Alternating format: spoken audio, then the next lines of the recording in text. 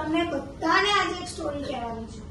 તમને ખબર છે આજે શું છે આપણી સ્કૂલમાં? હોળી સેલિબ્રેશન છે. આજે શું છે આપણી સ્કૂલમાં? આપણે હોળી કરવાના છીએ ને? તો હોળીની આજે એક સ્ટોરી કહેવાની છે. હવે આજે સ્ટોરી હું કહેવાની છું ને, એ બધાએ પોતાના ઘરે જવાનું છે. પોતાના ઘરે જઈને મમ્મી, પપ્પા, દાદા, દાદી એમને બધાએ સ્ટોરી કહેવાની છે. કહેશો ને બધા? બધાએ ધ્યાનથી સાંભળવાનું છે અને સ્ટોરીને યાદ રાખવાની છે. શું કરવાનું? ધ્યાનથી સાંભળવાનું અને સ્ટોરીને યાદ રાખવાની. પછી ઘરે જઈને મમ્મી પપ્પાને કહેવાનું, એનો વિડિયો બનાવવાનો અને સ્કૂલમાં મોકલવાનો. ઓકે? ઓકે. તો ચલો આપણે સ્ટાર્ટ કરીએ. તમને ખબર છે એક નાનો એવો ભય નતો, એક નાનો એવો બાબો હતો, છોકરો હતો, નાનો એવો છોકરો હતો. એને એ છોકરો છે ને બહુ જ ભગવાનનું નામ લેતો હતો. શું કરતો હતો? એનું નામ શું હતું? પ્રહલાદ હતું. શું હતું? હા, એ નાના છોકરાનું નામ શું હતું? પ્રહલાદ. તમને ખબર છે પ્રહલાદ શું બોલતો હતો? ઓમ નમો ભગવતે વાસુદેવાય. બોલો ચલો. ઓમ નમો ભગવતે વાસુદેવાય. ઓમ નમો ભગવતે વાસુદેવાય. હા, એ છે ને પ્રહલાદ છે ને આખો દિવસ ઓમ નમો ભગવતે વાસુદેવાય જ બોલે. આખો દિવસ ભગવાનને જ યાદ કરે.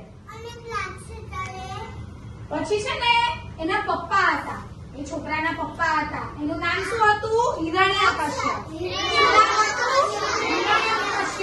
એ બહુ મોટો રાજા હતો. કેવો હતો? રાજા હતો. બહુ તાકાતવાળો હતો. કેવો હતો? તાકાતવાળો હતો.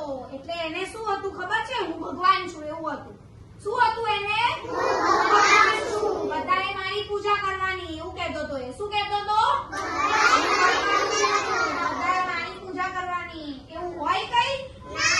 એવું હોય ના. કોઈ ભગવાન હોય ના? ભગવાન તો ભગવાન જ હોય ને. પછી પ્રહલાદને શું કર્યું ખબર છે? એના પપ્પાએ હિરણ્યકશ્યપ. શું નામ હતું પ્રહલાદના ભગવાનનું નામ? શું હતું? હિરણ્યકશ્યપ. છે ને એ બહુ શક્તિશાળી હતો ને, એટલે છે ને એવું કહેતો તો બધાને કે તમારે મારી ભક્તિ કરવાની, હું ભગવાન છું એવું કહેતો હતો. પણ પ્રહલાદ એ માનતો નતો. પ્રહલાદ એવું માનતો નતો. પ્રહલાદ તો એવું કહેતો હતો તમે ભગવાન નથી. ભગવાન તો કોણ છે? વાસુદેવ. ભગવાન કોણ છે? ભગવાન કોણ છે? અને શું બોલતા હતા પ્રહલાદ? ફરી બોલો ચલો. એટલે પ્રહલાદ છે ને ઓમ નમો ભગવતે વાસુદેવાય બોલે ને, એટલે જે એના પપ્પા છે ને હિરણ્યકશ્યપ, એને બહુ ગુસ્સો આવે. શું આવે? બહુ ગુસ્સો આવે. તો એક દિવસ છે ને હિરણ્યકશ્યપે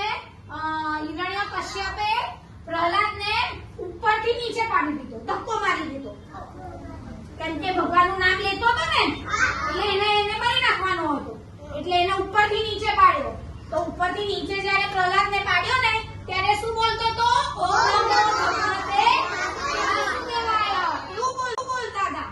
એવું બોલતા બોલતા નીચે પડ્યા, પણ એમને લાગ્યું નહીં, બચી ગયા. પછી એમને છે ને એક દિવસ બાંધી અને બહુ જ બધી સોટીઓ મારી હતી. શું કર્યું તું? સોટીઓ મારી હતી. તો પણ એ શું બોલતા હતા? હા, ઓમ નમો ભગવતે વાસુદેવાય એવું બોલતા હતા. પછી એક દિવસ છે ને એમને ગરમ ગરમ પાણીમાં, ગરમ ગરમ તેલમાં એમને નાખ્યા. તો પણ એ શું બોલતા હતા? ઓમ નમો ભગવતે વાસુદેવાય એવું બોલતા હતા. બોલો. એટલે પછી છે ને હિરણ્યકશ્યપને તો બહુ જ ગુસ્સો આવ્યો કે હવે આને શું કરવાનું? આને તો હું મારવા માંગુ છું, પણ આ તો મળતા જ નથી. તો હવે શું કરવાનું? એટલે હિરણ્યકશ્યપે એમની બેન હતી ને, એનું નામ શું હતું? હોલિકા. એનું નામ શું હતું? હોલિકા. એને બોલાયા. કોને બોલાયા? હોલિકાને. પ્રહલાદના ફોઈ થાય. પ્રહલાદના શું થાય? ફોઈ થાય. અને હિરણ્યકશ્યપ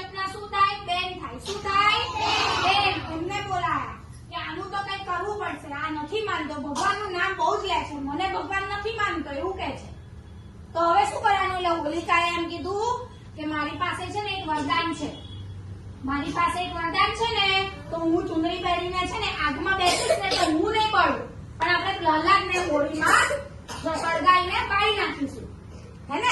એટલે હોલિકાએ પ્રહલાદને શું કર્યું? પોતાના ખોળામાં બેસાડ્યા, પછી આગ લગાડી, પછી ગામના બધા માણસોને ખબર પડી કે આ તો આવી રીતે નાના છોકરાને સળગાવે છે, એટલે બધા નાના છોકરાની રક્ષા માટે શું કરવા માંડ્યા? પ્રાર્થના કરવા લાગ્યા, હે ને?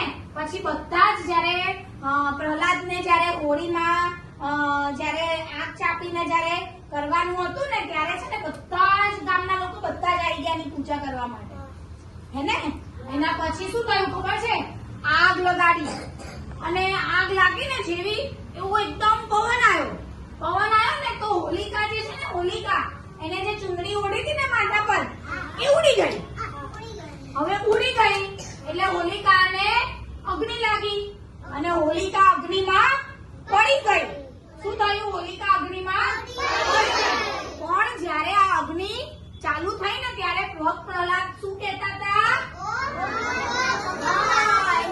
ઓમ નમો ભગવતે વાસુદેવાય ચાલુ જ હતું. એટલે ભગવાને શું કર્યું? એમની રક્ષા કરી.